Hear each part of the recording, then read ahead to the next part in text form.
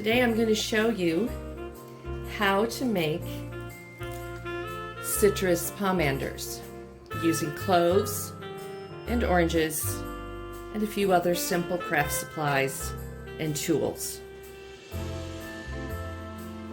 So let's start with a simple ribbon wrapped hanging ball. Start with a piece of ribbon. Start at the top of your orange and take your pins, and we're just going to pin.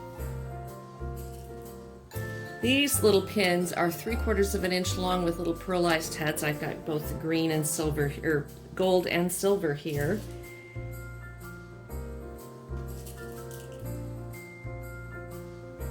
Easily found at your local craft store. You could use regular pearl-headed sewing pins as well. These are just quick and easy because they're short. And when I get down here to the bottom, I'm going to crisscross my ribbon, just like it were the bottom of a gift.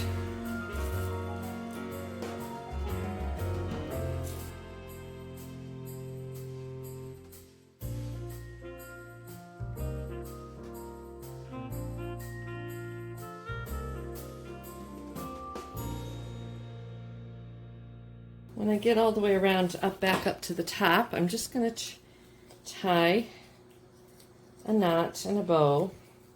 If I wanted this one to hang, I could tie a knot here and then leave these long ribbons and tie a knot there, and maybe even add another bow at the top if I wanted to.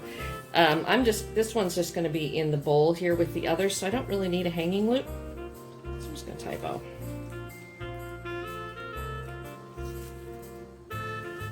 And just finish putting the pins in place.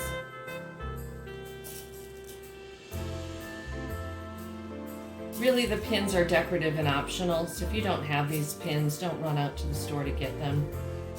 They just add a little decorative touch. I thought I might make a little kind of gothic punk one, because I have some black satin ribbon and some silver round stud pins. That might be fun. Just something a little different for, oops. Give it a little more witchy look. All right. So that is that. And now I'm going to take this tool, again, an optional tool, but boy, it really makes, if you want to do the carved shapes, like this pentacle, pentagram, triple moon. Where's my spiral? My spiral. Having a lino cutter is really handy. It really makes the job easier and quicker. And this one comes with different size blades. This one I am using is the number 2 V-shaped medium.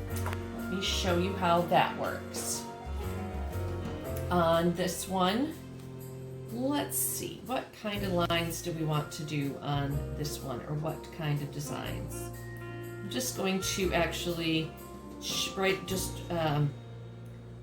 carve a channel here right next to the ribbons.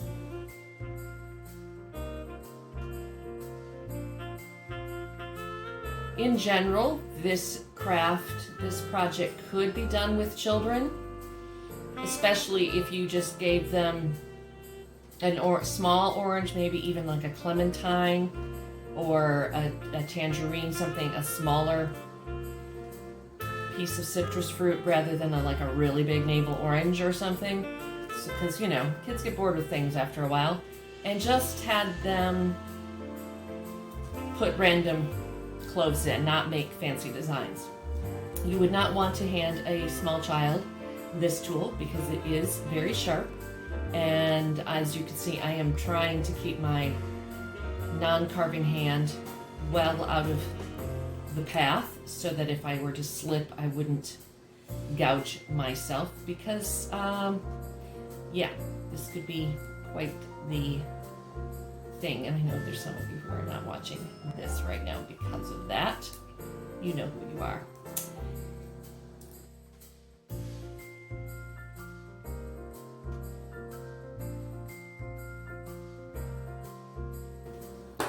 So now the next tool that comes in handy is an awl, or if you don't have an awl, some knitting needles, sharp, anything with sharp pointy end on it to poke holes. A golf tee might work in a pinch. And just poke. I'm just going to kind of fill these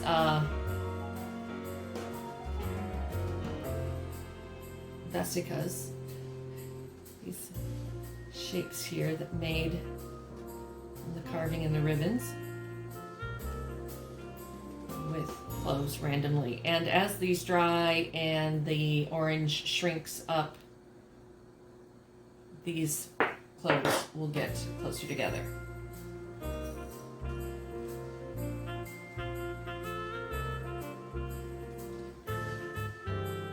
But by pre-poking the holes, you are going to save yourself a lot of aggravation with having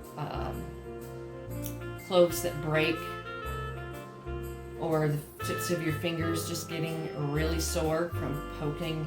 Especially if you haven't, these oranges don't have a super thick skin. If you have like one of those really thick skinned navel oranges, poking these guys into that after a while is going to get a little bit tedious and difficult. And so you can see some of them, the little clove bud has fallen off, but really in the grand scheme of things, you don't really notice if a couple of them. And probably over time as they dry and get wrapped up and put in boxes or put in drawers or whatever, those clothes are going to come off. Some of them will probably break off over time anyway, so not a big deal.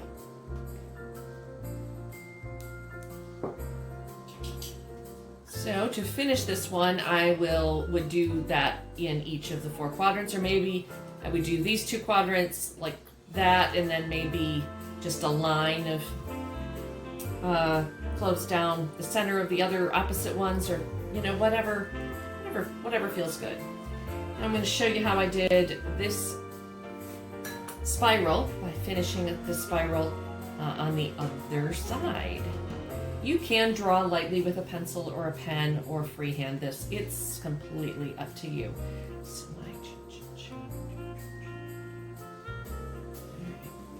I'm just going to start here.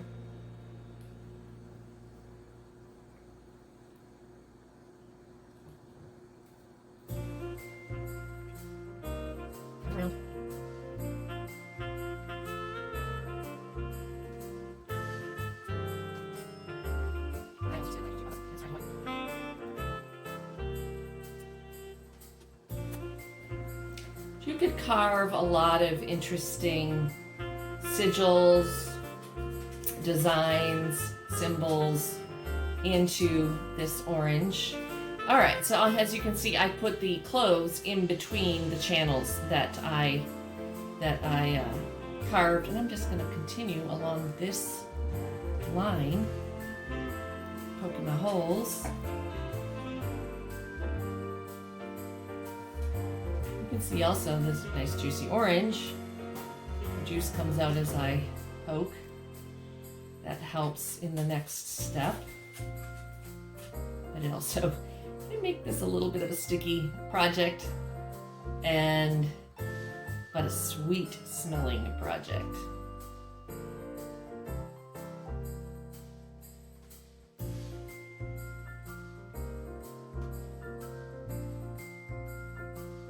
Good, but keep an eye on them if you have them in a bowl or sitting on your counter or on your altar, to turn them every couple days so that they dry without either getting misshapen from sitting on one side, or if there is any humidity in your home,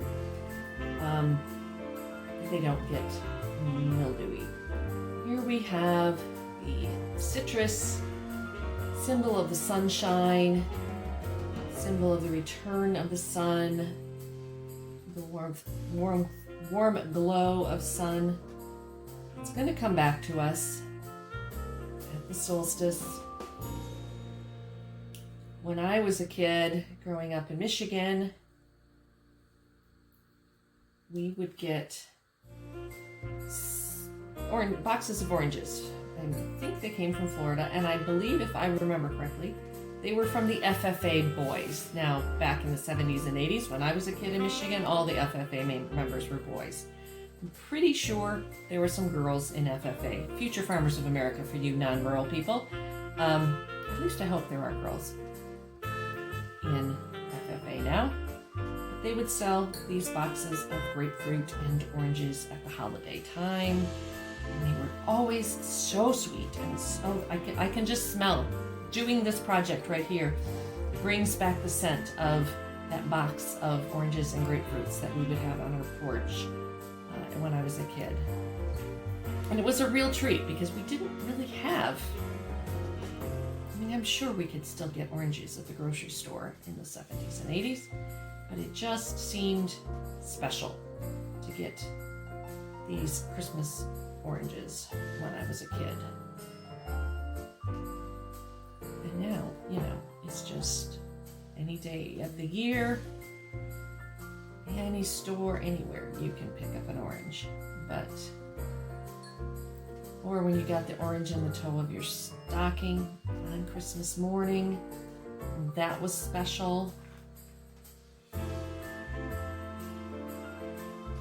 there we go. I have filled in the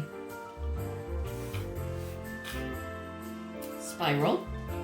And then let me show you what I like to do as a finishing touch. Let's bring in a shallow pan. This happens to be, appropriately enough, a pie plate. And this is a mixture of cinnamon, ginger, nutmeg, allspice, and I think that's it. You can make your own mixture. This one happens to be pumpkin pie spice. And you could also use like a brown paper lunch sack and put this in there and shake it to coat it. This does a really nice job of filling in where we carved, and that kind of fills in and shows off the lines. For instance, on this triple moon one, you can really see the lines because they are filled with the spice mixture. It also helps to preserve and dry it, and over time, that is stuck to the orange itself will eventually, brush off and not be quite as obvious. You could do it with the ones with the ribbons. So that's the basics of making a clove and orange pomander for the holidays. So thank you for joining me for this Yule craft. I hope you have a wonderful solstice season.